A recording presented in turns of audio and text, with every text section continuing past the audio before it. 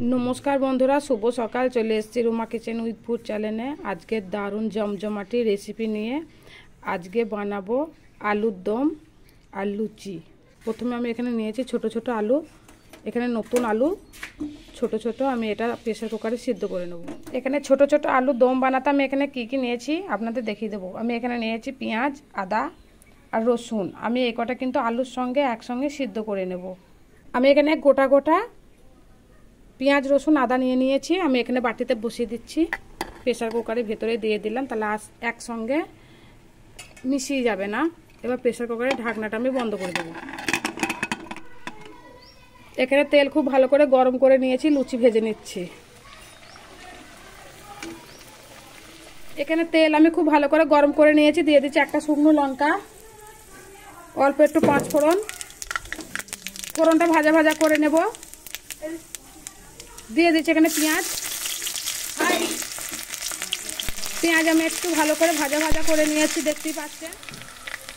পেঁয়াজ ভাজার উপরে দিয়ে দিচ্ছি অল্প একটু চিনি।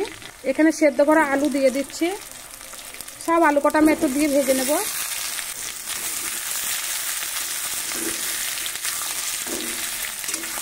এখানে আমি যে মশলাটা বেটে রেখেছি সেদ্ধ করা, আমি এখানে দিয়ে দিচ্ছি হলুদ, দিয়ে দিচ্ছি মিট মশলা, দিয়ে দিচ্ছি লঙ্কা গুঁড়ো। এখানে মশলা তো সব দেওয়া হয়ে গেছে। আমি এবার দিয়ে দিচ্ছি ভেজে রাখা আলুর ওপরে। আলু দিয়ে খুব ভালো করে মশলাটা নেড়ে নেব। আমি কিন্তু এখানে কোনো জিরে বাটা দিইনি, আর জিরে বাটা ছাড়াই কিন্তু আমি আজকে আলুর দমটা বানাচ্ছি। এখানে দিয়ে দিচ্ছি স্বাদ মতো লবণ, দিয়ে দিচ্ছি অল্প একটু জল। হালকা করে নাড়াচাড়া করে নেবো যতক্ষণ মশলাটা আমার সেদ্ধ করা আছে, বেশি মশলা কষাতে হবে না। এখানে আলু আমি খুব সুন্দর করে কষিয়ে নিয়েছি, দেখতেই পাচ্ছেন। এখানে আলু খুব সুন্দরভাবে কষানো হয়ে গেছে। এবার দিয়ে দেব আমি জল। জল দিয়ে একটু ভালো করে নেড়ে নেব।